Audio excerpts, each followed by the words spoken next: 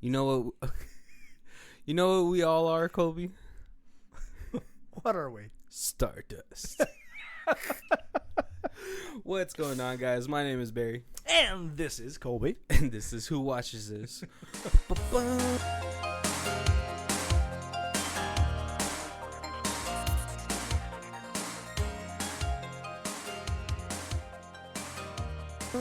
Music.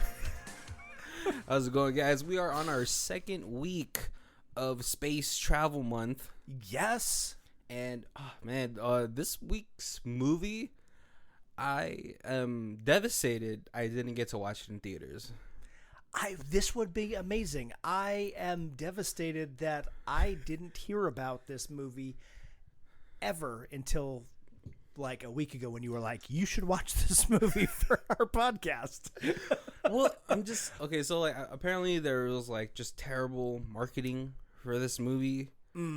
Right. And because I do not remember it coming out in 2007. I don't ever remember hearing anything about this. And I think it was like, I think they had the same marketing team that Pandorum had. Because Pandorum was a great movie. Right? And it's like one of the only movies that Dennis Quaid was like a bad guy. That's true. Spoiler alert. But this week, guys, we watched Sunshine, directed by Danny Boyle of such fame as 28 Days Later. Right. And also Alex Garland. Right, and some of those, like, I feel like it's not like he was a nobody at this and then became big and then did those movies. Like, I feel like this was kind of... No, he did this after 28 Days Later. Yeah, that's what I meant. Which, yeah, so, like, he was a pretty big director. Still, I think still to this... I haven't seen anything that he's came out with lately, but he's a big guy. Right. Right? Yeah. But yeah, and like it's not like this movie. Well, I guess maybe no. Even during the time, this like they had a lot of big actors in here. Right, like Cillian Murphy. Yeah, the main character for the movie, Kappa, who is played by Scarecrow from Batman Begins, and the main character of 28 Days Later. Right. We have Chris Evans playing Mace, who is the very Captain America like almost. Yeah. And he was already Human Torch and stuff before this. Yeah, Human Torch, he had the Perfect Score, Not Another Teen Movie. So right. He had a good amount of movies under his belt, so I think this was like one of his not first, because I think he did Boiler Room or Puncture or something like that, but he was starting to get into more serious roles during this time, and I mean he's very not well, I would say Captain America like, but in here he's trying to sacrifice a whole bunch of people for the mission. Right. So he's the other side of he's like the he's the nomad. Yeah. Yeah. If you guys don't know who the nomad is Captain America after he lost faith in the U.S. government. We also had what's it called? Benedict Wong. Right. Super big, Asian American actor. Well, I don't know if he's Asian American or is he British? Are you British Asian? I don't know. Right. But he's Asian. Yeah. Plays Wong. We have a lot of people from the Marvel universe in this movie. Right. Yeah. We have Hiroyuki Sanada. I don't know if he will ever stay alive in a movie. He always dies. He dies in this. He dies in Last Samurai. He gets killed by Ronin in Endgame. That's him. Yep. Asian dude. We have Michelle Yeoh, super famous Chinese actress, martial artist. Yep. Crouching Tiger, Wing Chun, all those movies. Yeah, so it's not like this movie had a small cast. We had also had a Rose Byrne. It's so fine. She still looks so good. I just watched what's it called, Neighbors 2. Do you remember that movie with Seth Rogen and Zac Efron? And she's in there, super hot. Maybe I never saw the second one. I saw the first one in theaters. We got at the store. We got like a bunch of free tickets, and so the whole group of us went and saw it for free. Yeah, the second one was more or less, it's like, it's like a sorority moves in next door. It's a very 80s sequel. Okay, yeah. You know, like how you would see like Animal House go Animal House 2. Yeah. Yeah. In the second one, super funny, Dave Franco actually turns out to be gay. Didn't see that coming. Well, like, you know, from his first, like, in his character in the first movie, there's no indications that he's struggling with his sexuality. Yeah, no, not at all. But yeah. So this movie had like a lot of big actors and actresses, and it really bewilders me that like it didn't get big. And it's like a very ambitious project. Right. It seemed like it's like special effects and stuff for 2007 is very well done. So I mean, like, it seemed big budget. I mean, $40 million for 2007, I think it was. That's pretty big budget. But I mean, like, even if they like say they re-release this movie today, it would look like a movie made like maybe a year ago. Right. Because then, man, like the way they depict the sun, super like mesmerizing. It's like watching a lava lamp. Yes. And when they go by Venus? Oh, Mercury. Yeah. That was super cool too. I have no idea how Mercury is a planet. That is just like the sun's moon. Basically. But yeah. So there's like the spacewalk in this film is like super awesome, and like those little floating balloons that they had that would illuminate everything. It's just really, man, it's just really well done, and it's not like the CGI or whatever is not like egregious or like too much. Oh, right, yeah, and they kept the stuff that's inside. They kept it as practical as they could. Yeah. So it's because some of those things where they're just like everything's green screen and you just got actors and Yeah, but this one it looked like they built sets for it. Yeah. What was really awesome, a little trivia for you guys, is you know how there's like this on-ship computer, Icarus? It's like a female voice. Apparently, like when they were shooting like scenes with them talking to her, she was actually out of frame, like an actress out of frame, just talking to people. Oh. So that way, it felt more like real. It felt like they were really talking to the ship because they were really talking to a person. You know, sometimes like they have like a ship and it always seems like they're just like talking to themselves, but in this one, it felt like they were really talking. Right. Super awesome. Well, let's get to.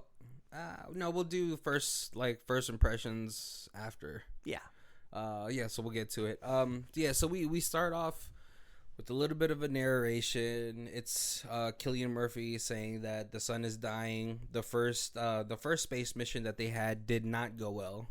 Right. So it was an Icarus, and then they're going on Icarus 2. Yeah, which I like. If the first one didn't like pan out so well, I would name it something else like Hercules or something. But I get the bad luck name. Right, because Icarus flew too close to the sun. Yeah, so they gotta. Then they died.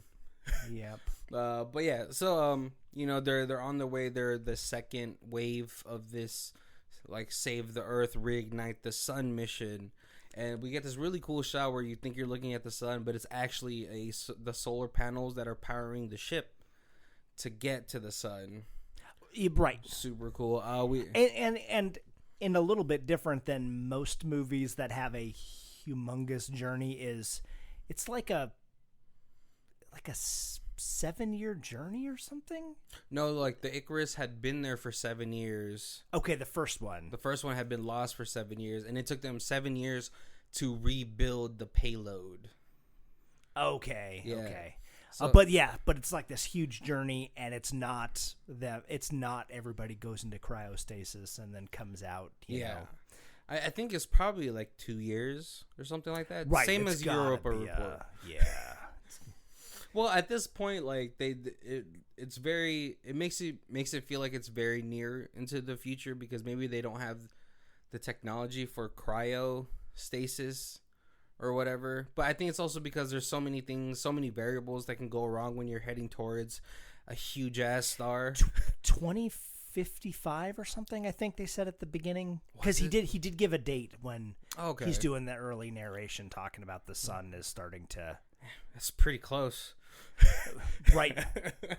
But yeah, like maybe because there's so many variables that could happen during the journey to this big ass star that they're like, you guys have to just stay awake.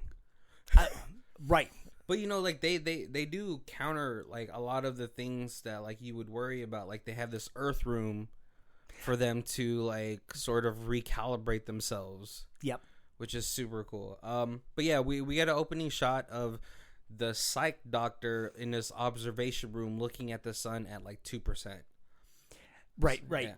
And it looks like, like he's like super mesmerized, just like how, like if you're in a dark room and there's a lava lamp, you kind of sometimes end up watching the lava lamp for a little bit until you go to sleep. I was totally thinking like if you go camping, sometimes you just stare at the bonfire, like the campfire for like an hour, and you just totally into like the flames and stuff, and just like the crackling, the like and then I really can't imagine being that close to a sun when you're.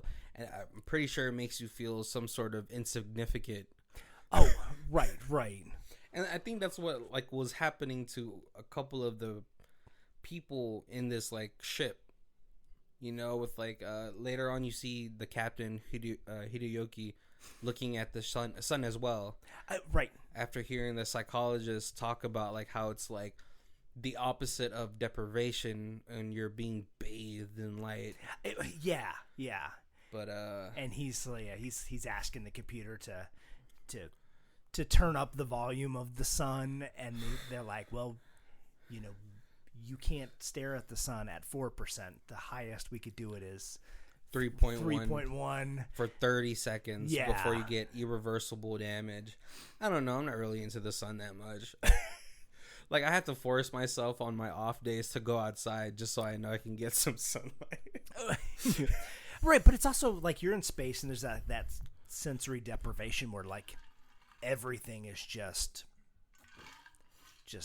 unmoving stars. I mean, like it's beautiful, but it's just if there's nothing changing that you look at every day. It's like sort of like a stimulation, right? Yeah, because then everything is that like fluorescent blue all the time. So right. I mean, I'll probably like hang out in there once in a while, but like at like 1.4%. I don't know. You know, just to like see a little yellow. I'm like, all right, cool. I'm good for today. I'll spend an hour in there. You know, I got my vitamin D. But yeah, you know, we get like clips of like the crew being pretty tight knit. I'm pretty sure after like 2 years on the ship, right? You know, again, being 2 years with your coworkers sucks. But you know, it seems like, you know, everyone's sort of like situated in their positions. What's it called? The communication officer says that, like, you know, once the solar winds are picking up, so it's going to interfere with communications. So if you have a message to send, do it now. Right, because once we get past this point, there will no longer be any sort of communications. But you know, so we have Cillian Murphy playing Kappa. He's sending out like this, just like a very, he doesn't know what to say to his family message. Right. And you know, he takes a little bit too long, and then we get a fight between him and Chris Evans, Mace, who's played by Chris Evans. And at this point, Chris Evans looks like a very angry homeless person. Well, you know, this is before he put on the Captain America weight. You know, he's still he's pretty skinny at this point in time of his life. You know, he has super long hair. He has the beard, so he's kind of looking. But he's been in space for like 2 years, right? So it's like right, he hasn't shaved since he left. It's very appropriate how he looks. But they get into this fight, and you know, I think it's just like, you know, you're just aggravated.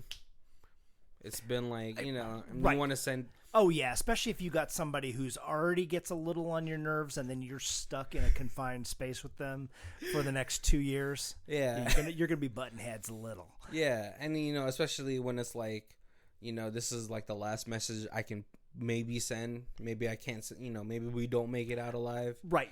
And I think Mace has these calculations in his head already that there's a pretty good chance that they might die. Right, because it is a very questionable mission plan where on paper it looks good, but it's not possible for them ever to have tested it on anything but paper. So and that really factors into their later decisions into the movie. But what's it called? Mace, he spends time in the Earth room to sort of recenter himself. Yeah. And it's really funny, like, when he goes to apologize to Kappa, it's a very guy apology where they're, like, trying to, like, gonna say sorry to each other, but, like, Mace knows that he, like, overreacted. And he's like, yeah, I'm gonna apologize. And then he, like, fidgets. And then Kappa's like, is that your apology? He's like, yep. It's a very, it is, yeah. testosterone driven apology. But I think, like, it's funny because, like, between guys, I think that's, like, enough. Right, yeah. Yeah. Like, the effort that I came here, fidgeted, and then, you know what it means. Yes, yep. And it's funny because then Michelle Yeoh sees it, and, and she sees it, like, she's a little bit older than them, so she sees them as, like, sort of, like, boys. Yeah. Yep. And so, like, yeah, and then during the mission, what's it called? Rose Byrne gets a little thing on her radar that shows that they're about to pass Mercury. Oh, okay, yeah. Right, and then so they both to go look at Mercury, which is like, man, it was like... Yes, exactly. Yeah, it was... That was super impressive effects. Like, it was... Like, because it wasn't, like, anything very grand in the scheme of it, but just like seeing that portion of that, just seeing that scene where, like, you see this tiny planet that circles, like, the sun, and it's just like, whoa. Right, yeah. It seems very minuscule, but it's like this huge thing. Right, and it's one of those, like, they've never seen it anything other than a dot in a telescope. Yeah. And now it's there. And now, yeah. I mean, it's like useless, but it's there. I just don't know what's like living on there. There's nothing there, right? It's just like gases. They didn't land. We don't know. But like the moment they sort of slingshot around Mercury. Oh, that's right. Yeah, because that's what they're using Mercury because of the gravitation. So if they can do the slingshot, they can save gas or whatever. Yeah. But what's it called? The communications officer Harvey, I was like, man, this guy, I could already tell he has a very douchey looking face. He has like a very like a frat bro face. Yep. He says that, like, he received some sort of like distress signal. Right. Yeah. He's like, you guys got to listen to this. We're getting some weird signal, and then they listen to it, and it doesn't sound like anything to the untrained ear. But then he's like, yes, this is a distress signal from Icarus 1. Which to me, it just sounded like, like whales, like underwater. Right, yeah. But yeah, and he's like, and then everyone's like, oh my God, they're still alive. It's been 7 years. Mace is like, there's no way their supplies lasted that long.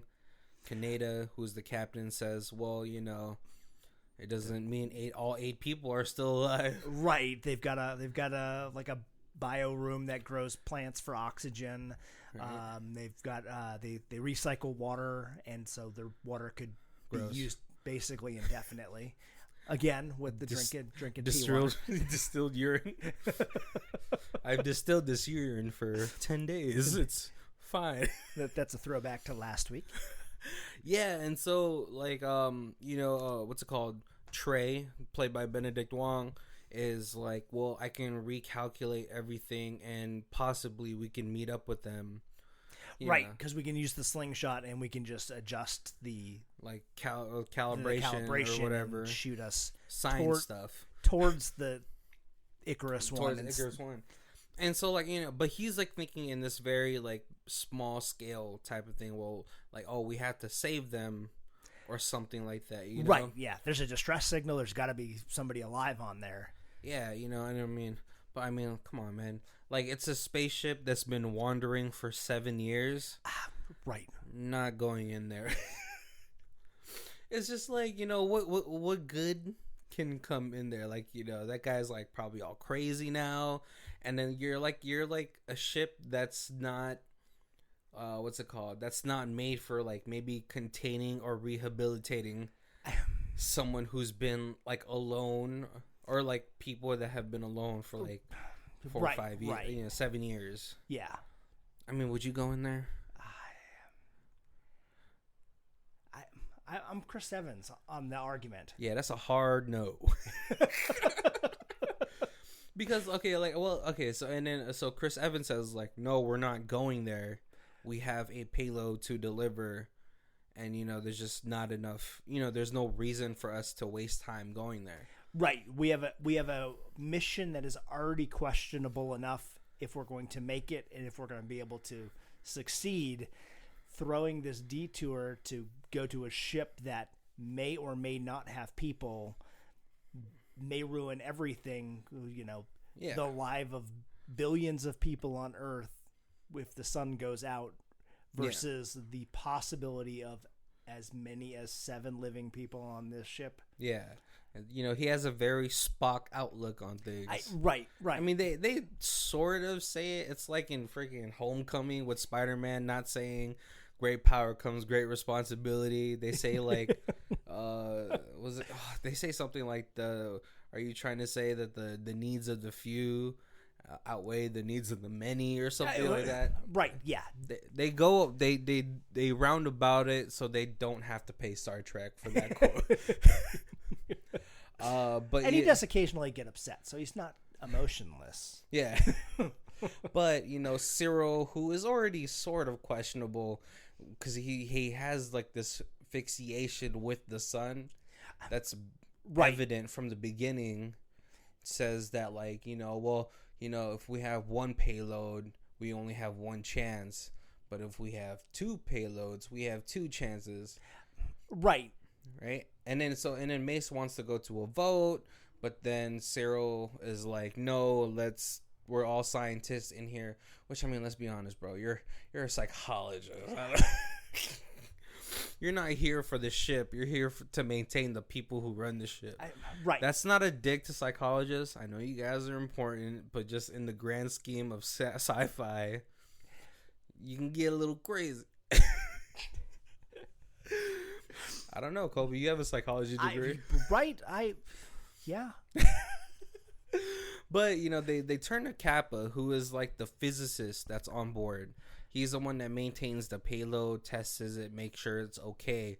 And so he goes into the Earth room, which doubles as a projection room or something, and he tries to run probabilities. It is the 2055 version of the holodeck. It's not really, but it's kind of like surrounded by like screens, so it's like an escape room. You can go in there and you can kind of pretend that you're back on Earth or you're somewhere else. Or you're running simulations. You know what I want to run in there? Yeah. Is the VR from Time Cop. I was totally thinking that I don't want to be the guy who mops the floor after you. Well, I think if you do that, you have to like wipe yourself. I think because very early on, will you piss off a lot of people? Yes, yeah. I'm just wondering if there's a porn simulation. But yeah, he runs simulations in there and finds out that the chances of the succession of them dropping the one payload is below 45%. Right. And the Icarus computer won't even further calculate it at that point, because this is once we've entered the sun, there's an infinite amount of variables and we can't further calculate. So 45% is the best you're going to get from me. Well, no, it falls below the 45 where it becomes into like what is it called? Not like probabilities, but it's like speculation. Right. So like the computer with Jurassic Park with chaos theory. Yeah, so the computer can't operate on speculation, so it just stops right there. So Kappa says that we probably should go and get the second payload because And then at this point, we see freaking Cyril. He has like his Riddick goggles on, looking into the sun. We have Kappa, who's having nightmares, or I don't know if they're dreams of falling onto the surface of the sun. Right, and then he wakes up, and the girl tells him that that's basically all she ever dreams all about she as dreams. well. Apparently, I guess maybe they're boning. I don't know. If they're in the same bed, maybe. They're not in the same bed. They don't say, but they're totally bones, bros. But at this point, the ship goes into alert mode, and then you learn that Benedict Wong, who for some reason was doing all the calculations by himself, he forgets to factor in to reposition the shield. So a portion of the ship sort of gets blasted by like sun heat. Yeah. And because the front of the ship is a giant shield, like half dome. Well, it's like solar panels. Yeah.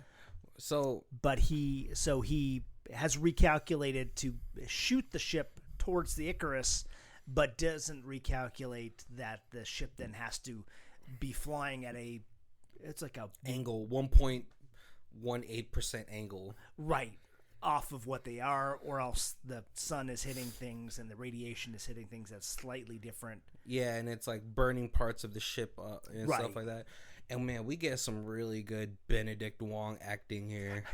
I mean, he is definitely just the epitome of every Asian kid who has just fucked up. He really sells it. Yeah, he's telling Dad that he just got an F on the test. I mean, man, but it's just like the amount of times I've seen someone act like that when they fucked up and he plays it off so well. And then like when he tries to volunteer to fix his mistake, they like tell him no. And then when they go to so after that they have to go to work to fix the outside ship to see what the damage is. And then so when he volunteers, they tell him no.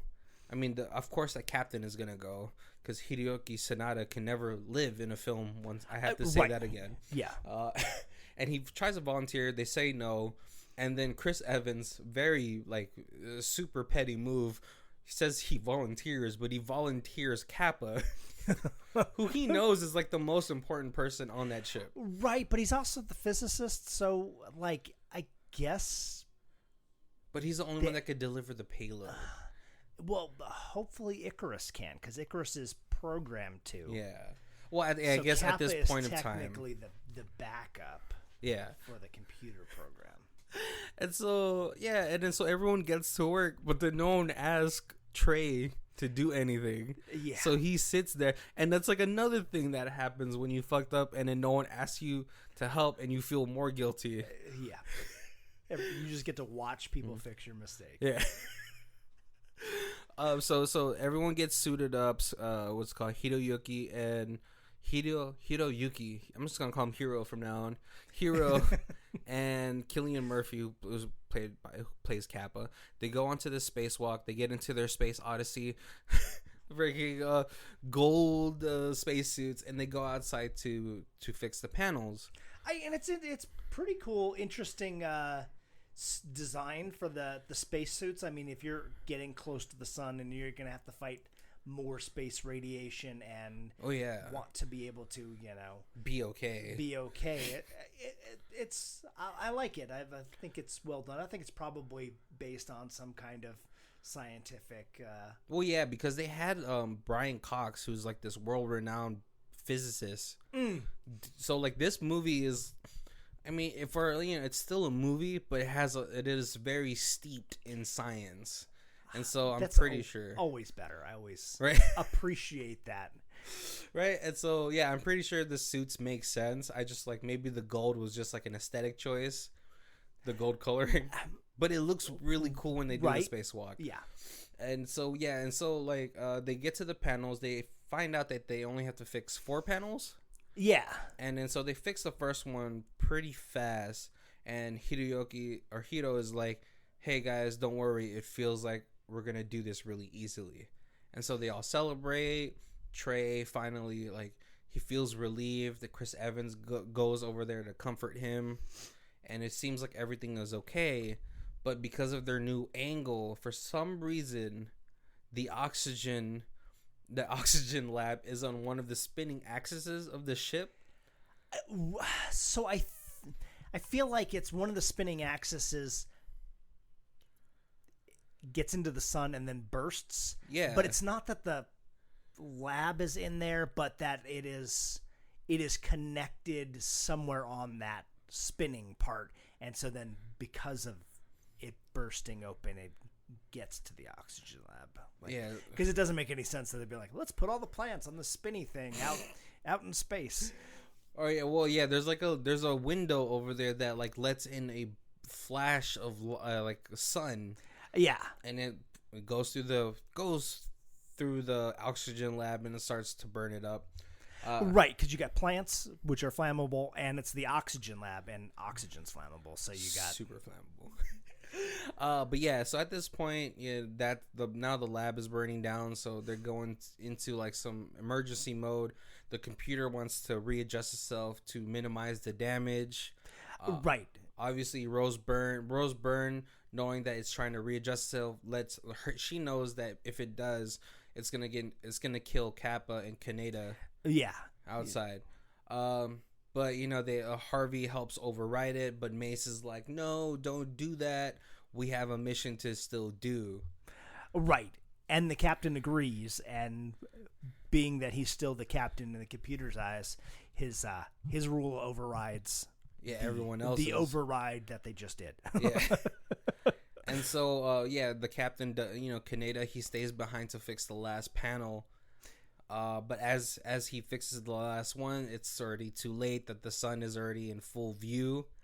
Yep. And like there's like this really awesome visual of a heat wave coming towards him. Right, as it's rolling across this big dome. But as it's coming to him, Cyril, who's the psychologist, is like, "What do you see? What do you see?" Right, because all of a sudden he's getting that full blast of the sun that he wants, but the computer won't let him go past 3.1%. So yeah, he gets roasted. Yeah. What's it called? Kappa barely makes it away from that whole situation, but I'm still surprised that like even him being that close to the heat isn't like singeing. But I guess like the dark side of space is just so cold that it counteracts that. Right. But after this whole thing happens, he goes back inside. Everything is fixed, but Trey, he's being sedated because he's on suicide watch. I don't know why I just air quoted that. Yes, in case everybody was watching. But yeah, and then so now since the oxygen lab is destroyed, they have no choice but to rendezvous with Icarus 1. Yeah. Yeah, Always. Because now they're looking at it as they don't have enough oxygen to even make it to the sun. Yeah. And obviously not enough oxygen to go home. Oh, right. So yeah, they get ready to gear up. First of all, I'd be like, all right, guys, have fun going in there. Let me know what you see.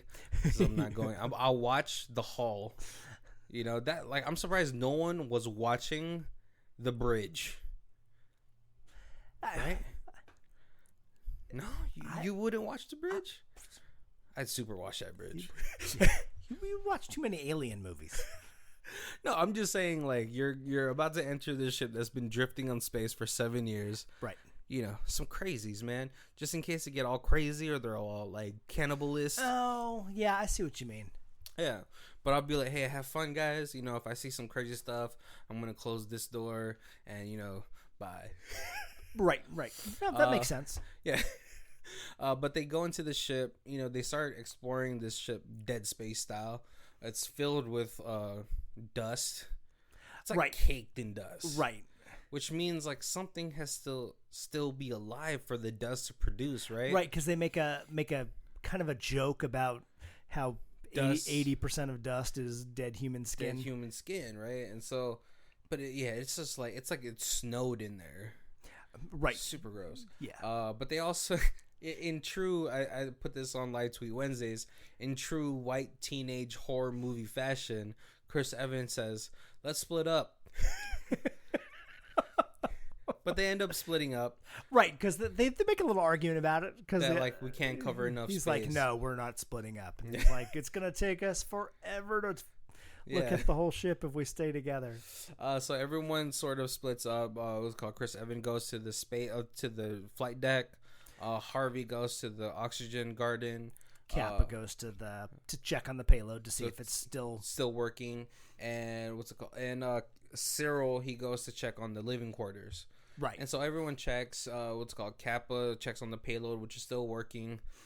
Chris Evans, Mace, he checks on the flight computers. The flight computers still work. The computers still work, but the flight intelligence, the mainframe is actually melted because it was lifted off of the coolant. Right. Yeah. Sabotage. What's it called? Harvey goes to the garden and sees that they're still.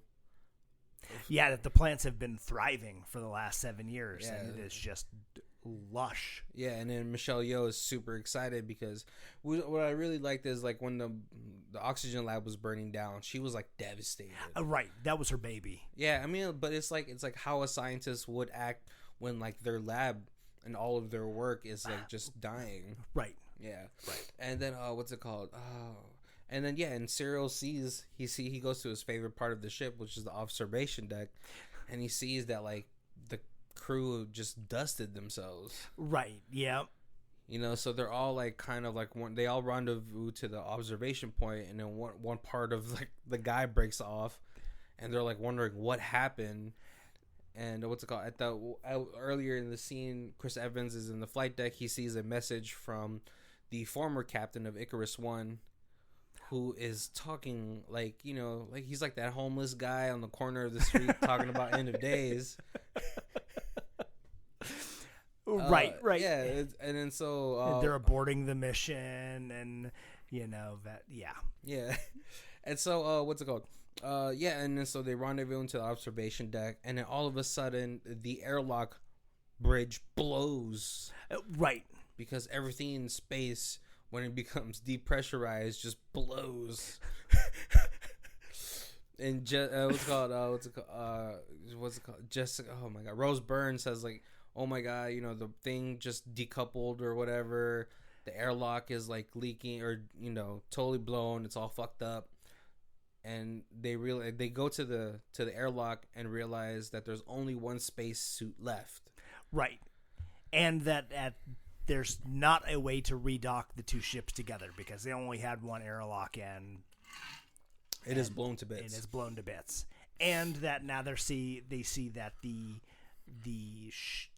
Icarus One is depressurizing. Yeah. So it's not like leaking. Leaking atmosphere. Yeah, so they can't just be like, well, live on that ship. We're going to the sun. And so Mace, being the very logical person that he is, he puts Kappa into the suit because he's the highest priority out of everyone that's on Icarus One. Right.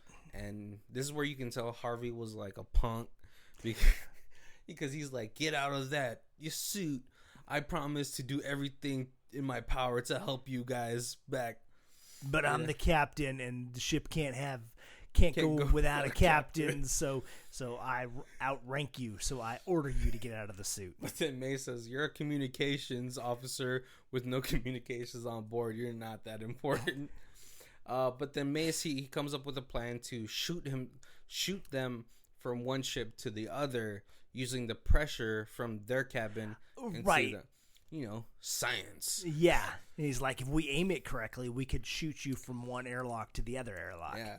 And so they wrap themselves in like those like foily thermal things. Yeah, basically insulation. Insulation, right? To counteract the negative 237 degrees Celsius. Yeah. A little chilly. But it's really cool because like in the scene he's like, all right, stay close to Kappa, close your eyes and exhale slowly as possible, because any sort of like opening will like freeze or like, you know. Right. So it's just really cool. And then Cyril says that, oh, you know, we have to, one guy has to stay behind to open the lock, you know. And of course, I think at this point he was a little crazy, and he saw like those people get to view the sun at 100%, and so I'm pretty sure he was like, I'll just die now. Right. Yeah. And like you feel that, like he's like that. Well, we're gonna die in space, so I at least want to die being able to see the sun At 100%. At 100%. So I mean, like, I'm glad that he didn't go into like crazy territory and killed the whole ship. That he like decided to sacrifice himself so like the mission can keep going on. Right. Yeah. So yeah, they do the whole shooting out of the airlock thing, but Harvey gets thrown away. I don't know how intentionally he got thrown away. Well, no, I think he hit like as soon as they shoot out, I think he hit something. Yeah, but they also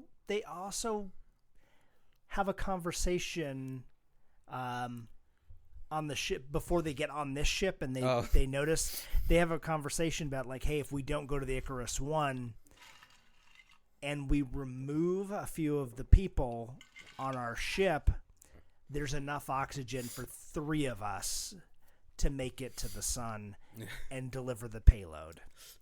No, 4. 4. Yeah. They needed to lose 3. Yeah, that's right. Yeah. And like, I kept thinking that as they were getting ready to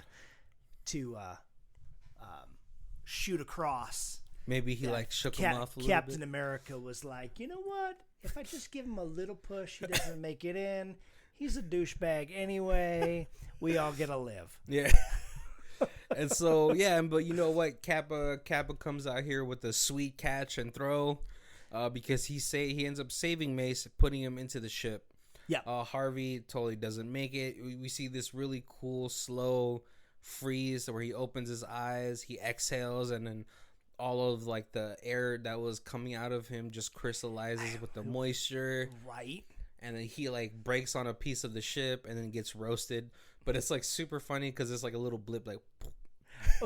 and kind of like we were saying before, like the out of the direct sunlight, you're like super cold. Yeah. In the direct sunlight, you just, marshmallow. Yeah, and so that was an interesting as he's freezing and just like starting to crack and break because of the froze. It was super cool. Then he hits the sun and it's like poof, little puff of burn. Yeah, but then we see what's it called? We see Mace on the inside. It looked like his thumb has like frost bitten over. Oh yeah. And so it's really cool. But we get inside the ship, and now they are trying to say that we have too many people breathing, that we don't have enough oxygen to get to the sun, and so they all try to vote on killing Trey. Right. Because at this point they're like, he is on suicide watch, and we can account for everybody else. We know everybody who was on Icarus 1 and where they were at, and we know that the 2 girls stayed on Icarus 2 to pilot it, and they were together. So it could only be Trey that was the person who blew the airlock, right, because Mace checks what happened. And so, they all try to do a vote, and then the only person that doesn't vote yes is Rose Byrne. Which, I mean, like, okay, as you're watching it, you might feel like, oh my gosh, she has such a good heart, but it's also like a very selfish decision where she puts the burden of killing Trey on all of them, right, and none on her, which is it's a little bit of a bitch move. Right. But yeah, Mace, Captain doing what needs to be done, says he's gonna go kill him. I like the little line where he says, like, Rose Byrne asks, how are you going to do it? And he says, oh, that's between me and Trey. But when he goes to go do it, he commits suicide. Right, yeah. He gets there and Trey has already killed himself. Yeah. So we're going to go really fast because we only have 6 more minutes until we get to do all the other stuff. So yeah, and so Mace is really fucked up at this moment because he takes Trey's blood, puts it all over Kappa, says, "If you didn't make that stupid decision, none of these people would have died." Really fucked up moment. Right. It is, but it's true. Yeah. But they get into this huge fight, and then the girls are just like walking away. Michelle Yeoh's like, "We have to conserve oxygens, you assholes," and so everyone gets to work. But Kappa, he's in the payload room making sure everything's gonna pop off, right? But then Icarus says that there's 5 people on board. He says there's no way. He accounts for everybody, and then she's like, "Nope, there's 5." Yeah, he said, you're not gonna have enough oxygen to make it anyway. Yeah. And then he asks, "Where's the 5th person?" And he's like, "He's in the observation room." And so in this moment, he should have called the entire crew to rendezvous into the observation room. Right. But he just electrical scooters his way into the observation room. He sees that the captain of Icarus One is still alive. Now we're getting into like sort of like a slasher territory, like a space slasher, because he's like a deranged captain who's like who just sounds sticky. Because his skin, it's really cool because you never get to see a really clear look at him. It's always like blurry vision. Yeah, but it's like how it would be like if you tried to look at the sun. You could never look at the sun the same way. It's too blurry. So I think that's what they're really going for. But at this point, now I'm really just gonna skip through a lot of things that's gonna happen. I'm gonna hit key points, guys, but we go into like a very space slasher portion of the film. Kappa gets trapped in the airlock. Mace has to fix the mainframe that's been taken out of the coolant. Right, and he realizes what it is because it's exactly the same thing that happened to the Icarus One. Yeah, but he has to dip his entire body into the coolant, and we saw foreshadowing early on the film where he dropped a tool in there and he had to grab it and his hand froze. Yeah. And so, man, it is super cold. Rose Byrne is running away from Sticky Man. And what's it called? And then Kappa, he's trying to plan a way to get himself out of this airlock. Right. And then so the only time in this whole film that Kappa and Mace are on the same page is in this last portion of the movie where they both realize they have to do whatever they have to do to make sure this is a success. Right. And so, what's it called? Kappa, he finally gets all 4 mainframes to go back into the water, but his leg gets stuck on the last one, and then I think he was gonna die anyway, even if he got out of there with hypothermia. Right. But he basically gets stuck in the water halfway and freezes to death. Yeah. Kappa signs is it's called Michelle Yeoh. She gets stabbed after looking at a little bud, which really sucks. She was like super hyped about it, but she gets stabbed in the back. What's it called? Rose Byrne. She runs into the payload because I don't know. I think it's because it seals, and so it was just a way. It was a place to go and be able to seal herself off from Sticky Man. And then freaking Kappa, he sciences his way out of that shit. It's very like Alien. What's it called? That Alien movie in the 90s where like the alien got sucked out of the hole. Alien. No, is that like no? But like the third one, right? Where like it was like a Ridley clone. Oh, okay, yeah. And then there was like a half human, half xenomorph, whatever. Yeah, it was really gross. But yeah, he blows a hole into like the main part of the ship, and then he bursts the thing open, and it rips the door open, and this way Kappa can make his way into the ship, and then he does this awesome space jump from the detaching of the payload from the detaching of the ship. Yeah, that was very cool. And like, okay, like I will take 20 seconds just to say, oh my god, the soundtrack or the score for this film is amazing. It is like if that's probably the thing that would have been the best in a theater. Yeah, but I feel like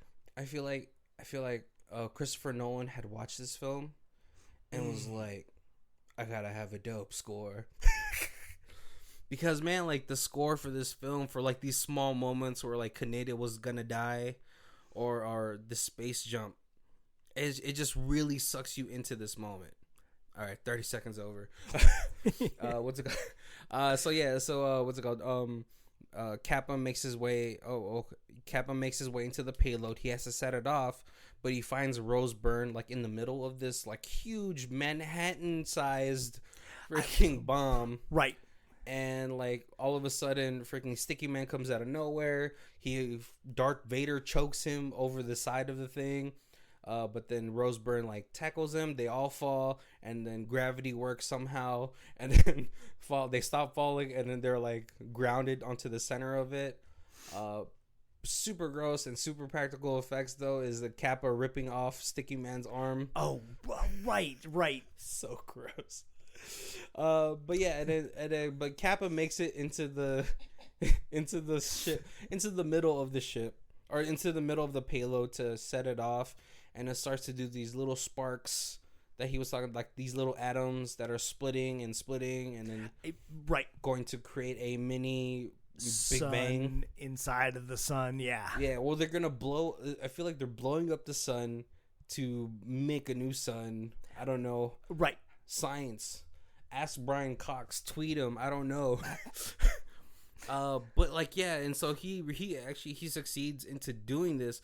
But it's just like this really beautiful like scene where like he's in between like the bomb and the sun that's broken through the payload. And then like I'm pretty sure this moment was minuscule in actual time. Right. But it's like and it feels to me like that is the moment that the psychiatrist wanted. Right. And you know the bomb goes off, and then we get a callback to what the beginning of the movie where he says it takes 8 seconds for the sun to reach the Earth. 8 minutes. 8 minutes. Sorry.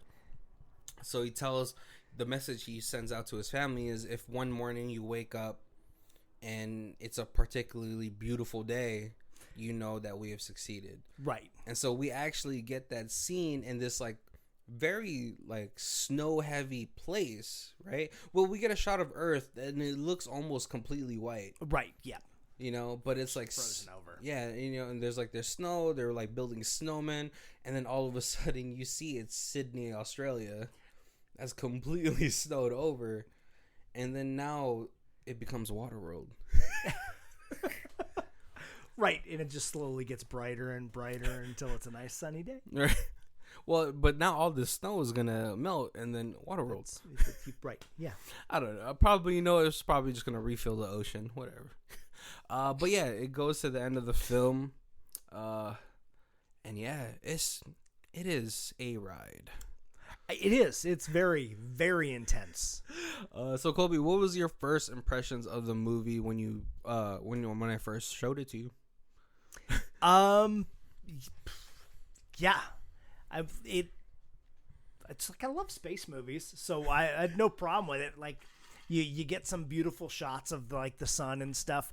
It doesn't tell you really anything in the trailer. It's just like these guys are in a ship and they're going to the sun to reignite it. Come see sunshine. But it is like a pretty dark movie for a movie called Sunshine. Right. Ironic title. All right. Dark in theme. Oh, man. Yeah, no, I think when I first saw the trailer, I was like, how have I not seen this movie? Right. Right? And what were your favorite parts of the movie? Oh, man. It was some of the visuals, like when they pass Mercury, like you said, like the sun wave that comes across the dome when the captain is gonna get scorched. Yeah, I mean, just some of the like the beautiful parts. It's a really cool visuals. Yeah. I mean, definitely the Mercury part was probably one of my favorites. I like the inclusion of the Earth room to sort of rebalance everybody out, to put them in, just to recalibrate their mind. And because, I'm pretty sure after seeing the same thing so many times, it's nice to be in this room that sort of even if it's, you know, it's fake, it gives you different stimulation, like visual stimulations. Right. Man, I really like the depiction of the sun at 2%. Like I said, it's like a lava lamp. You know, I probably put it at like 0.5 and sleep in there. Like, right. I'm like, you could put it as like a screensaver and just kind of like, whoa. Right? Yeah. No, it's definitely like it has like that feel, and I feel like it's weird because like I know like Kaneda and Cyril, they spent some time in the observation room, and I just wonder what their psychology, like their psyche, was going through, being that close to something so like big. Right. Because then and like the crazy captain, he definitely felt like it was God, and it was bathing him in God's light, and that was, you know, it was not their duty to destroy it or to recreate it with their science, their devil magic. Right. But it's definitely something that affected him greatly, to where, like, you know, like the first time he sees Kappa, he's like, "Are you an angel?" Yeah, which is, I don't know, it's pretty crazy. And it was almost like tear-bringing when she goes into the oxygen room, which was all her plants, and they're just, everything is just burnt to ashes, and there's just that one single seedling that's like that sprouted. Survived. Yeah. It's like it's the Wall-E moment. Right. But I still don't know, like, maybe they didn't have to self-sacrifice themselves. I don't know if that one plant is gonna, like, I don't think you have enough time to, like, recreate the garden. How much oxygen does that one plant make? It's like overworked. It's asking for overtime. Oh man, yeah, and then I just think, I mean, like, I know for a lot of people that the last act of the film was like, slasher film. Which kind of took you out of it a little bit. It was yeah. I don't know, but I don't know how else they would have done it. Where they had to self-sacrifice. Well, I mean, there could have been a possibility of, like, only Kappa having to sacrifice himself, and the ship not blowing up the moment it detached. I feel like it would have been too much like all the asteroid and like where Bruce Willis is the last person and sacrifices himself to destroy the asteroid that's going to hit Earth or whatever. You know, I hated it, but I loved that they were willing to sacrifice the entire crew in the movie, right, to get the mission done. And it wasn't just, I'm the captain and I'm gonna take one for the team. Oh man, very Titanic-y. Yeah. Or yeah. I mean, yeah. Like, for me, it didn't bother me enough where it ruined the entire film.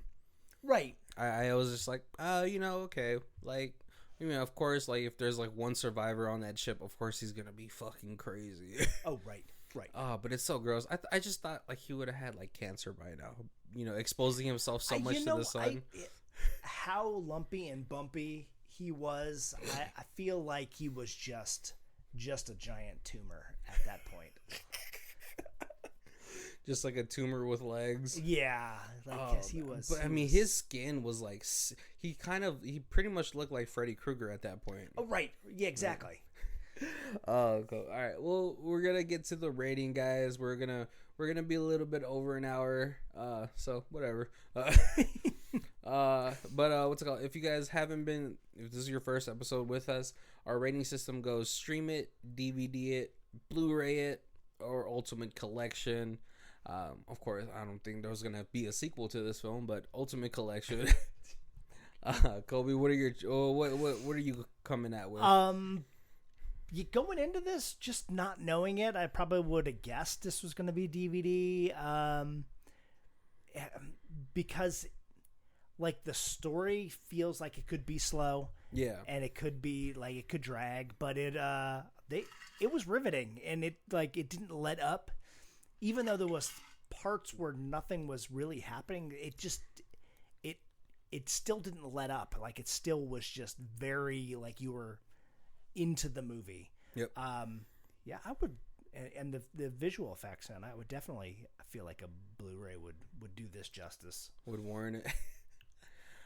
Man, I think this is like one of the films I haven't rated this rating in a while, but I would definitely, if there was like some sort of like extra like disc where like the science is in it, I would definitely like ultimate collection this, just because they had the physicist like Brian Cox like writing or consulting on this film. Right. I would just like to hear like an hour of him talking about like the things that are like stemmed in science and the things that are just like the movie portions, you know, of this whole film, because I just think, yeah, it's a beautiful film. I mean, you know, it came out in 2007 and it's a better than a lot of movies, right? Right. Yeah. But yeah, I could definitely see there being a documentary on the science behind of this film, right? Yeah. Like and then definitely would like to watch like a what's it called, a director and Brian Cox commentary while watching the film. Just that's true. Yeah, I didn't even think about that. Yeah, just because, like, you know, man, now that I keep thinking about it, yeah, the Mercury scene was really awesome. Because then, like, you're like, where's Mercury? And it's just like this little tiny planet just circling, and then, man, that'd be really cool. Right. Oh, man. But yeah, we are at the end of our review or podcast episode. Yeah. And so, you know, Colby says Blu-ray it. I say Ultimate Collection it. But either way, check it out.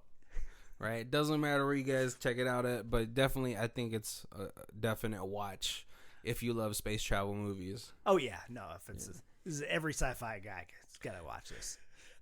Yeah, next week we will be watching The Wandering Earth, which is on Netflix. Yep. If you guys want to watch it, it is about it's a Chinese movie about strapping some jets on the Earth and and moving it. Yeah, for 2,000 years to a new side.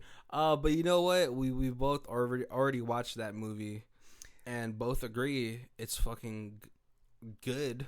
Right, amazing. Yeah. It's probably one of like the only Chinese movie of recent, like of late memory, that I've actually liked. Because, like, you know, well, no, because like Chinese movies have lately been doing a lot of CG, making it look like Hollywood, and it's sort of like but this one is a definite, like, man, it's pretty cool movie. Blockbuster. But I hope you guys tune in for next week's episode of that. You know, and also what's called, check out our show notes. Our Twitter and our email is on there, so if you guys want to slide into the DMs or email us any type of like themes or requests that you want, definitely do that. Tell us what you like, what you hate. Yep. And review us on iTunes and all that stuff. Yay. Subscribe to us. Right. But yeah, that's it for today's episode. I'm Barry. And I'm Colby. And this is Who Watches This. If you guys want to see who does our intro, it is Lee Rosevere. It's called Arcade Montage. You can check out her Bandcamp below. Thank you.